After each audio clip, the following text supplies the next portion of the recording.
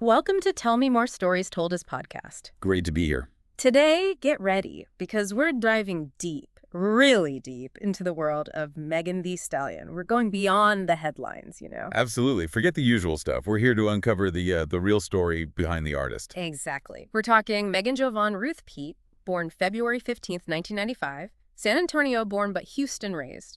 She wasn't always this chart-topping global icon. No, definitely not. We're going to trace that whole journey from like those early freestyling videos she put out all the way to, well, global superstardom. It's quite a ride. It really is. And there's this one aspect of her early life that I find fascinating, kind of unique. Oh, yeah. What's that? Her mother, Holly Thomas, who was actually a rapper herself, Hollywood, she often took young Megan with her to recording sessions instead of, like, daycare.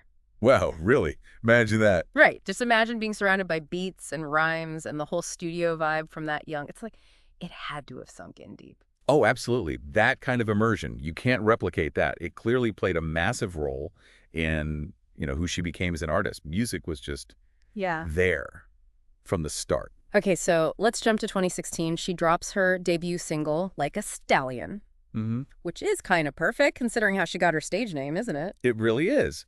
Because Megan Thee Stallion, that wasn't some, marketing creation. Right. It actually came about when she was a teenager. People started calling her that because she's tall, 5'10", and, well, statuesque. Yeah, that thick frame, as they say, admiringly in the South. Exactly. It's a term of admiration, really, for, like, strong, voluptuous women. Yeah. So the name itself has roots, a story, power. Total confidence from the get-go. Okay, so after this single, she starts putting out mixtapes on SoundCloud. Rich Ratchet, Megan Mix. This was 2017. Yeah, those were crucial. That's where she was really experimenting, finding her voice, building that initial buzz online, laying the groundwork. Like her workshop. Sort of, yeah. Honing the craft.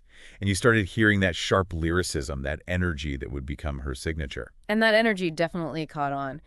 Later in 2017, she releases the Make It Hot EP. Right. And the track Last Week in HTX from that, it just like took off on YouTube. Millions of views.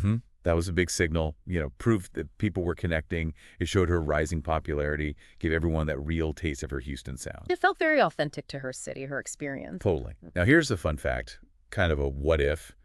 Around the same time, she actually auditioned for Love and Hip Hop, Houston. No way. Yeah. Can you imagine? The show ended up getting postponed or shelved, I think. But still, it's interesting to think about, right? A different path. Definitely makes you wonder. But maybe focusing purely on the music was the better route in the long run. Could be. Could be. Then came early 2018, a big step. She signed with 1501 Certified Entertainment. And she was their first female rapper. That's significant. Huge. It showed they really believed in her potential, gave her a platform, a more formal structure, Absolutely. And then June 2018, the Tina Snow EP drops. Tina Snow. Yeah. This is where we really see her starting to play with alter egos, right? Exactly. Tina Snow, named after an alias of Pimp C Tony Snow, she described Tina as, like, a more raw version of herself. More unfiltered. Yeah. All about confidence, owning her sexuality, that kind of dominant energy. And critics really responded well to it. They loved the sharp lyrics, the delivery. You could feel the confidence just radiating off those tracks. The momentum was undeniable. It really was, and it kept building.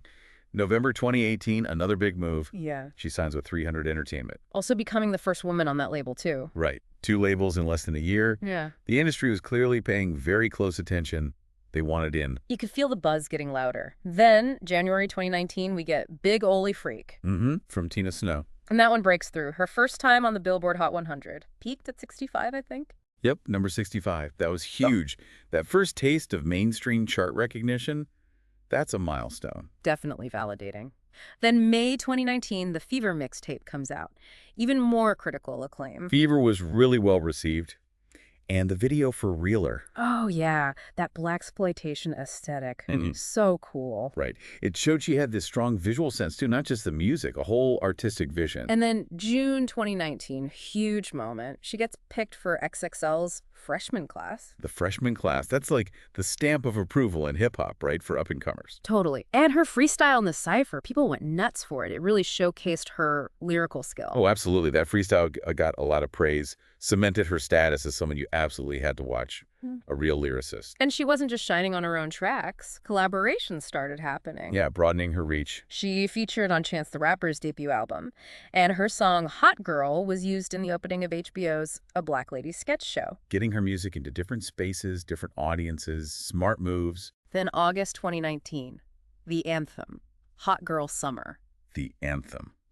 Featuring Nicki Minaj and Ty Dolla $ign. Her first top 20 single on the Hot 100, and it all apparently sparked from an Instagram live session with Nicki. Yeah, the power of social media right there. Yeah. But the phrase itself, Hot Girl Summer. Right, that started earlier. Yeah, she tweeted it back in April 2018, I think. It just captured this mood, this idea of being unapologetically yourself, having fun, living your best life. And it just exploded into this huge meme, this cultural moment. Totally. And she was smart enough to trademark it, too. Show some real business sense even then. From a tweet to a trademarked global catchphrase and a hit song. Incredible. Seriously. And the momentum just, it didn't stop. September 2019, she signs a management deal with Roc Nation. Another power move. Aligning with Jay-Z's company, that signals major ambitions. Definitely. Access to that level of infrastructure and strategy. October 2019 rolls around, and she does something different, creates and stars in a Halloween horror series, Hottie. Yeah. Showing another creative side, connecting with fans, the Hotties, in a new way, not just music. Multifaceted. And that same month, she performs an NPR Tiny Desk concert during their festival. Ah, Tiny Desk. That's always a mark of respect, you know. Strip down just the music, the artistry. Definitely a badge of honor. It showed her raw talent. And to cap off that insane year, November 2019, Time magazine includes her in their first ever Time 100 Next list. Wow. Recognizing her as one of the rising stars shaping the future. What a year. An incredible ascent, just nonstop. Okay, so that brings us to 2020. If 2019 was the ascent, 2020 felt like arrival, full-blown stardom. Yeah, things definitely leveled up again. January kicked off with Diamonds, her collab with Normani for the Birds of Prey soundtrack. Right, big movie tie-in, great exposure. And that same month, she announced her debut album, Suga, and dropped the lead single, B.I.T.C.H. And Suga introduced another alter ego, right? Hot Girl Meg. Yeah, that more carefree, outgoing side. It's like she uses these personas to explore different facets of herself and her sound, adds layers. But then, things got complicated.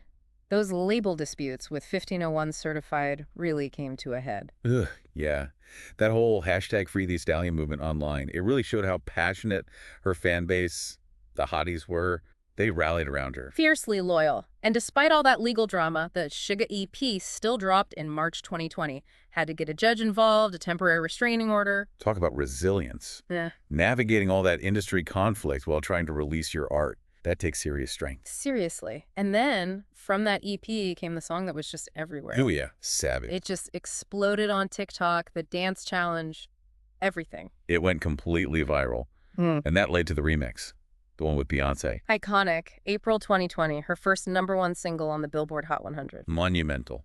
And it wasn't just a hit. It won Grammys. 2 of them. Best rap song, best rap performance, doesn't get much bigger. That really cemented her place at the top. Absolutely. Global superstar status confirmed. And she kept the momentum going. November 2020, her official debut album, Good News, is released. Right. And another smash hit from that body. Oh, yeah. And Body made her the first female artist to have 3 #1 songs on the streaming songs chart within a single year. Incredible streaming power. Good News itself debuted at #2 on the Billboard 200. Just hit after hit. And her influence was spreading beyond music, too. August 2020, she becomes a global brand ambassador for Revlon. Fashion, beauty. They all wanted a piece of that Megan Thee Stallion magic, a true cultural force. Then October 2020, her performance on Saturday Night Live, that was powerful. Really powerful. She used that massive platform to talk about protecting Black women, address racism. It resonated deeply. Yeah, and she followed it up with that op-ed in the New York Times, Why I Speak Up for Black Women, using her voice for something important. Absolutely. Showed real courage and conviction. Not just an entertainer, but someone willing to speak out. And the awards just kept coming. The 63rd Grammys, a huge night for her. Huge. She won Best New Artist. Which is amazing. The first female hip-hop artist to win that since Lauryn Hill back in 1999. Historic. Plus the 2 Grammys for the Savage remix we mentioned earlier. Yeah. Just incredible validation. 2021 continued with big collabs, the remix of Ariana Grande's 34 + 35, and her own single, Thought Shit, which definitely made a statement. Oh, yeah. That song, and especially the music video with its, like, satirical take on that politician character, bold, unapologetic. Classic Megan. And she swept the Beta Awards in 2021, right? Won the most awards that night. Yeah, cleaned up. Huge recognition from the BT audience and community. Then she crossed over into the K-pop world. The remix of BTS's Butter featuring her. That was massive globally. Reached #3 on the Billboard Global 200, introduced her to a whole different fan base. Shows her versatility, that global appeal. And even a compilation album, something for the Hotties, mostly unreleased tracks and freestyles, debuted top 10 in October 2021. That just proves how dedicated her fan base is. They want everything she puts out. The Hotties are serious. Seriously.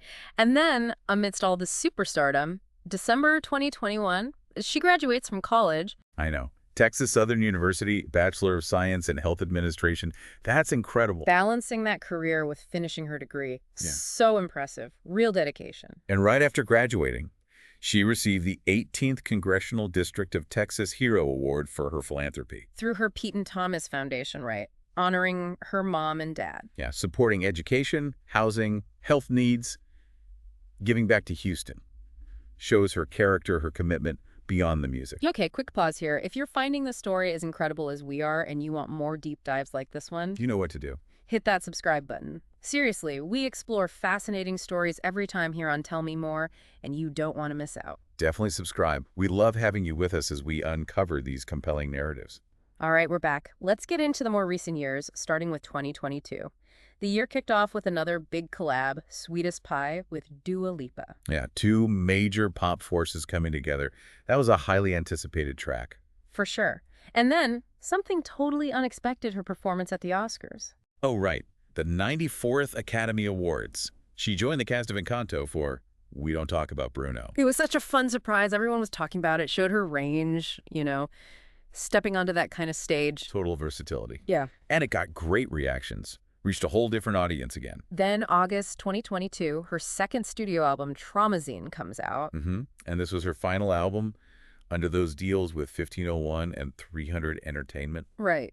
And Traumazine felt different, more introspective maybe, a bit darker. Definitely. It seemed much more personal, dealing with some of the negativity and, well, trauma she'd experienced in the public eye. Very raw, very vulnerable in places. A really significant piece of work. And then finally, some resolution on the label front.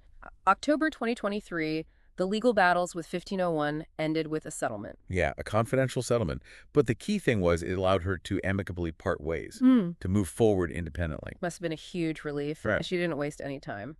In 2023, she founded her own company, Hot Girl Productions. Taking control. That's a major power move. Founding her own independent music and entertainment company. It really speaks to her business mind, doesn't it? And it reflects this larger trend you see now, artists wanting more autonomy. Absolutely. Building her own thing on her own terms. It's about controlling her art, her brand, her future. Then February 2024, another smart strategic move. A distribution deal with Warner Music Group. Right, but crucially, and this is so important for artists, she retained ownership of her masters and her publishing. Huge. Owning your masters means owning the original sound recordings. Owning publishing means owning the rights to the underlying songs. That gives her long-term control and financial power. A massive win. It really is. Shows how much she learned and how determined she was to secure that independence. And with that new setup, June 2024, her third studio album drops, simply titled Megan. And it spawned some big singles. Cobra, Boa, and of course, Hiss. Hiss. Her first solo #1 hit on the Billboard Hot 100. Milestone. And it also made history-first solo female rap song to debut at #1 on the Billboard Global 200 chart. She just keeps breaking records. Unstoppable. And the video for another track, Mamushi, went viral on TikTok in August 2024. She just knows how to create those online moments. She really does. TikTok is such a huge part of how music travels now, and she leverages it brilliantly. September 2024 was wild. She released Neva Play, featuring RM of BTS. And a big K-pop connection. And that Pepsi ad, covering Queen's We Will Rock You. That was everywhere. So unexpected, but kind of brilliant. Right. And they released it as a single, too, crediting Queen as co-lead artist, bridging generations, genres. Just cool. Very innovative campaign. Showed her range again. Then a reissue Megan. Act 2 came out in October, and by December, she's featuring on the K-pop group Twice's title track, Strategy. Just constantly working, constantly collaborating across the board. Right. Global reach. And looking ahead, February 2025, she's set to feature on Lisa from Blackpink's album Alter Ego on a song called Rapunzel. See? Still going. The output is incredible. And it's not just music. Her acting career is taking off, too. Right. She was in Dix, the musical. Had that fun cameo in the new Mean Girls movie musical. And she wrote a song for it, too. Not my fault. Oh, yeah. And she guest starred in Marvel's She-Hulk, Attorney at Law on Disney Plus Seabird. That got a lot of buzz. Twerking with She-Hulk? Iconic. Plus, she hosted the 2024 MTV Video Music Awards. Taking on hosting duties, too. She's really becoming this all-around entertainer, comfortable in so many different arenas. And giving fans a deeper look, the documentary Megan Thee Stallion, in her words, came out in October 2024. Which is great, seeing the person behind the persona, understanding the journey at a more personal level, important for that connection. Definitely. And throughout all of this success, she remains deeply involved in philanthropy with her Pete and Thomas Foundation. Yeah, that commitment to giving back, especially in Houston, is clearly very important to her. So much so that the city of Houston declared May 2nd Megan Thee Stallion Day. That's major recognition. It really is. Acknowledging her contributions beyond just the entertainment world. And the awards. I mean, the list is just staggering. 6 BET Awards, 5 BET Hip Hop Awards, 4 American Music Awards, 4 MTV VMAs, a Billboard Women in Music Award, and those 3 Grammys. It's an incredible collection of accolades. It really speaks to her impact, her talent, and her consistency for these past several years. Wow. Okay, stepping back, Megan Thee Stallion's journey. It really is this incredible story of talent, absolutely, but also sheer resilience. And that powerful connection she has with her fans, the Hotties, from those Houston roots, the early freestyles, to just dominating the global charts, moving into film, philanthropy. It's constant evolution, constant impact. And what really strikes me now, looking at the whole picture, is how she blended that artistic vision with some serious business smarts, especially navigating those tough label situations and then launching Hot Girl Productions. Yeah. Taking charge. Exactly. That's such a key part of her story, I think. It tells you a lot about the modern music industry, doesn't it? The need for artists to be entrepreneurs, to understand their brand, their value. Yeah, it really does. So thinking about all this, what does her story, her multifaceted career, tell you about the power of an artist's personal brand today? How does it all resonate? It's a great question. It definitely makes you think about how artists build careers now, the importance of authenticity, that direct fan connection, but also the business side, the ownership. It's a complex landscape she's navigated incredibly well. A lot to chew on there. Well, thank you for joining us for this deep dive on Tell Me More Stories Told as podcasts. We really hope you found this exploration of Megan Thee Stallion's world as fascinating as we did. Absolutely. It's been great digging into it. We'll catch you next time for another in-depth story.